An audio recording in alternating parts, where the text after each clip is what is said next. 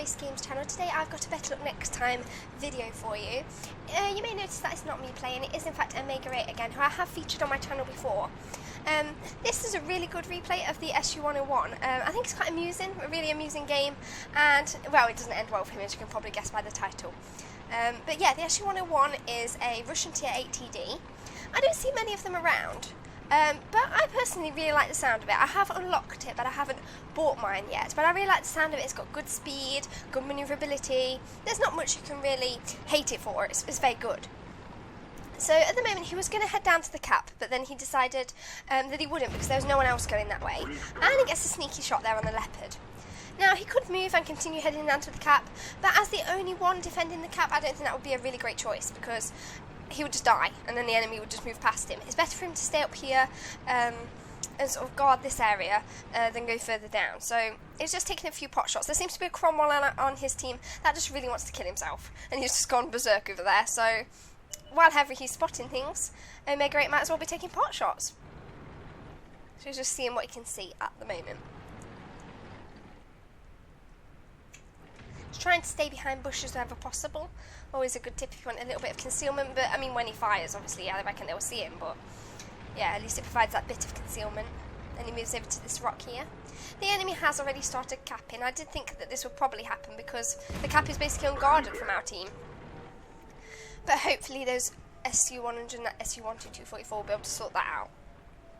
I suspect it is the Persian who's capping. So he's just taking some more pot shots here.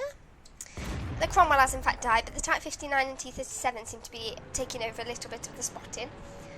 So, yeah, he's getting ready to move on towards the cap, but then more things become available to shoot at. Oh, he's gone. Just takes a pot shot there, though. Not sure if that goes in. Hopefully it does.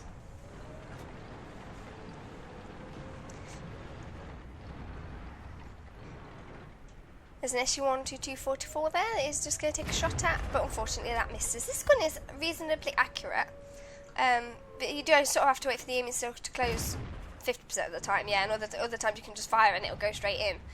It's reasonably good, and it's got really good penetration as well for its tier. I don't understand why more people don't play it, to be honest. And unfortunately that was just a critical hit there.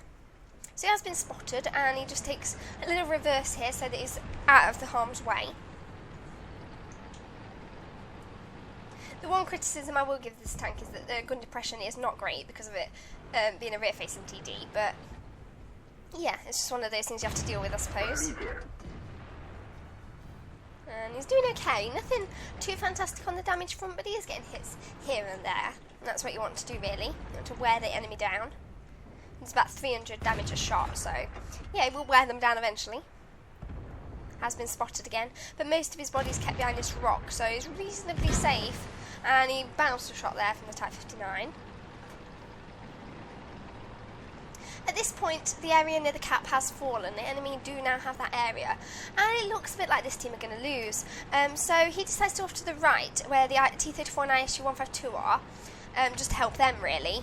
And then, T-43, and he's got a lot of health. And he's firing heat. So being a non-turreted vehicle, it is, of course, hard to deal with a tank such as this that has got the turret, but the manoeuvrability of the SU-101 means you can deal with them, as you will see here. This is excellent play from him. I mean, he does take a few hits. He's firing heat, of course it's going to pen. It does take a few hits, but he deals with him, and that's what counts. It really shows what the 101 can do. And luckily our teammate there helped. The M44 helped there, the artillery. The artillery are actually quite good in this game. He could take on the LCMX there, but I feel like that would be quite foolish as everyone knows where he is and he needs to get out of harm's way. So he's getting straight out of there, and at least now the T-34, who's got a bit more health, can go and get that ELC. I mean, just one hit of them and you'd definitely be dead, so you don't really want to risk it if it's not necessary. He's only on 98 health now, so he definitely doesn't need to be zooming in there or anything like that. He just needs to take things slow and just do what he was doing basically and standard play.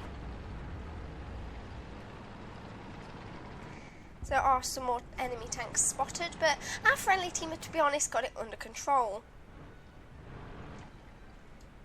Can't get a shot on the arty there, and he's spotted again, so he's just being super cautious just because of the low health there. And the ELC is available to shoot, so he decides to look over there, but it's not possible, the ELC is dipped down. T-34 spending a lot of time trying to kill that EOC, which shows really how good EOCs are. They're quite nippy. Now he notices that the Type 59, the enemy Type 59, is heading towards the artillery, and he decides to turn back to go and save the artillery. Like, normally, maybe you wouldn't do this, but in this game, the artillery have shown that they are very good players. One of them's got 3 kills, and he helped with that earlier, so it seems like the right choice to do under these circumstances.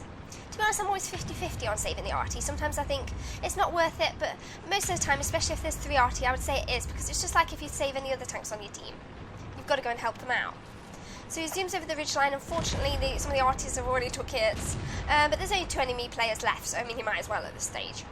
And luckily the Type 59 doesn't really seem to be taking an interest in him at this stage, but lucky he bounces. He's being quite lucky because it doesn't seem like the Type 59 is really targeting him. And he gets him down to 47 health, but can he get out of there? Can he turn? There's not much room to turn. And can he get the shot on? He's reloaded. Come on. Oh no, unfortunately he bounces. And will he get another reload? No. That is unfortunately the end of him. So I thought this was a fantastic showcase of what the SU-101 can do. It was only average. He only did 1,663 damage, so nothing remarkable there. But I think the SU-101 is a really great tank, and I can't wait to try it myself. The second replay I've got to show you is one that I myself played in the AMX-12T. I did a review of this the other day and I have really been getting to grips with it and enjoying it. The night before playing this game I had actually watched Sir Havoc's live stream, and he played the EOC AMX on Arctic Region just as that. I'm doing now the same map and the same starting point. So he went to sort of the C8, C9 area, just up here where the AMX AC-48 is going. And he did really well in the EOC AMX. He was almost sniping. I mean, I don't think the AMX-12T is really the same as that. I think that it's not really a sniper. Its accuracy is not great.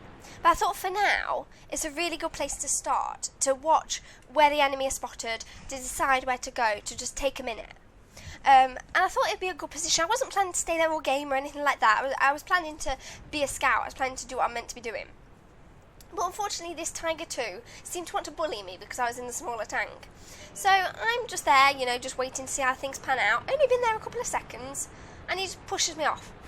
Okay, he didn't damage me, but the fall did damage me, and it also revealed me to all the enemy, which then started firing at me and I had to get out of there. So, okay, I wasn't scouting, I wasn't doing what I was meant to be doing, but is that really a reason to push somebody off and make them exposed and kill them? Like, if someone damages me, I usually just shake it off and get over it, because they're going to have to pay compensation and more from them for damaging me. But this annoyed me because he won't have to pay compensation for shoving me off, even though he did damage me in the fall and it was his fault. So, yeah, I just want to show you that. It's better luck next time for me because I did have to play this again to try and get the times 2. But anyway, I hope you've enjoyed the replays that I had to show you today, both of them. And if you did, give it a like, and don't forget to leave a comment. I always read my comments, and maybe even subscribe for more videos such as this. Catch you next time. Bye!